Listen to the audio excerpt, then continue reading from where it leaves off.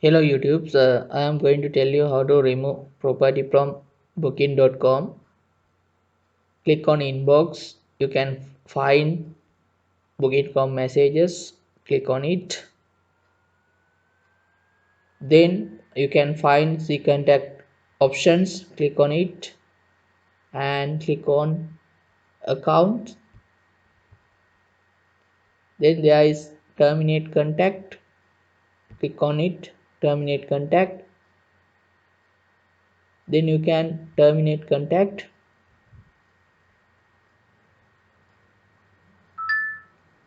You can put the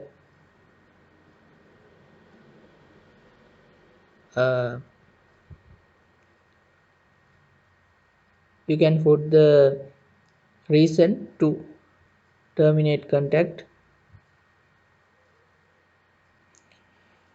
Okay, you can fill this form and click on terminate my contact.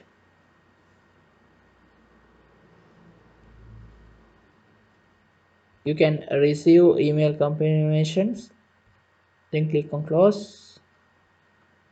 Okay friends, try to this method if you want to permanently remove your property from booking.com. Thank you for watching. If you have any questions, please put a comments.